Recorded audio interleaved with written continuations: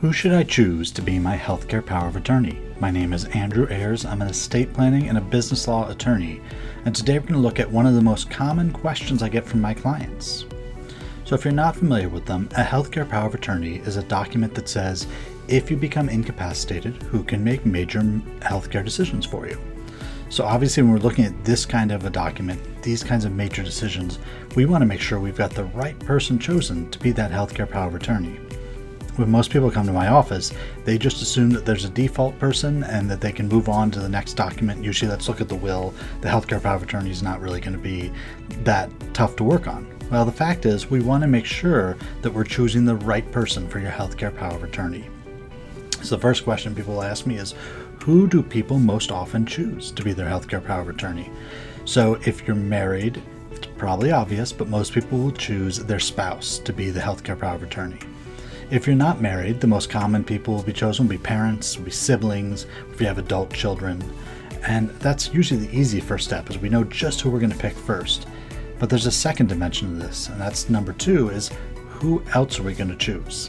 So when I work with my clients who say, I just need to list my spouse, that's all we're going to do, I always tell them, wait a second, we need at least one more person. You don't want to have just one person listed as your power of attorney for healthcare decisions. Because what happens if you and the person you've chosen are both in a car accident and you're both left in comas? Who's going to be left to make major healthcare decisions for you at that point? Also, what happens if you've chosen your spouse and your spouse dies first? Well, the simple answer to that is if your spouse dies first and you have backups chosen, then you're okay. You know the backups can stand in. However, if your spouse dies first and you don't have an alternate named, well, then we need to make sure we get your healthcare power of attorney updated. And if your spouse has just died, this is probably not top on your mind. This is probably not going to be the first thing you think about.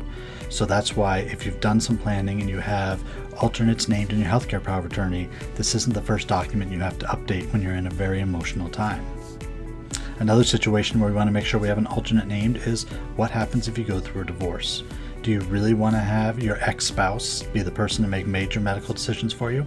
I know it kind of sounds like a comedy bit you'd hear a comedian talk about, but it's rather true. You don't want your ex-spouse to be the person that the hospital or the doctor has to track down if something's happened to you.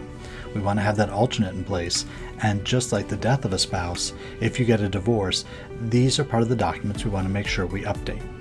So when I started my career, far too long ago for me to think about, one of the things we dealt with is we did divorces. I was doing family law, and what would happen is after the parties were divorced, they would actually come back to the office and say, now that we're divorced, I need to update my estate planning documents.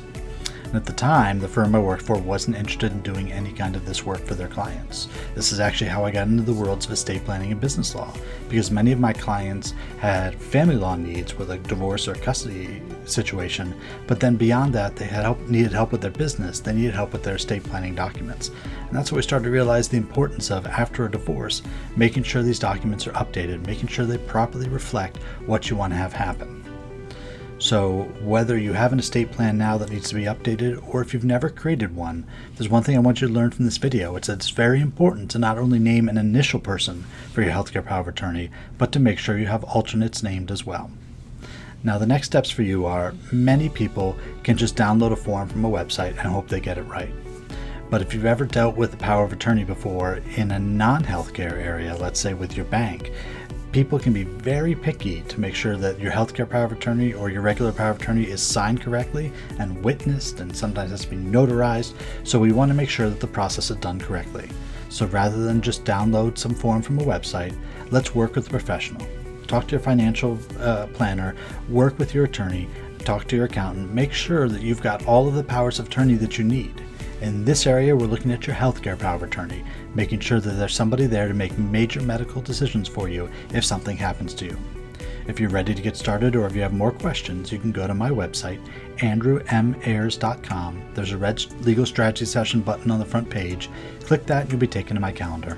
We can set up a 15 or 20 minute phone call. We call it a legal strategy session, and we can look at where you are in the process and what are the best next steps. While it's really easy to name that spouse or that sibling as your healthcare power of attorney, we want to make sure we have that alternate named as well.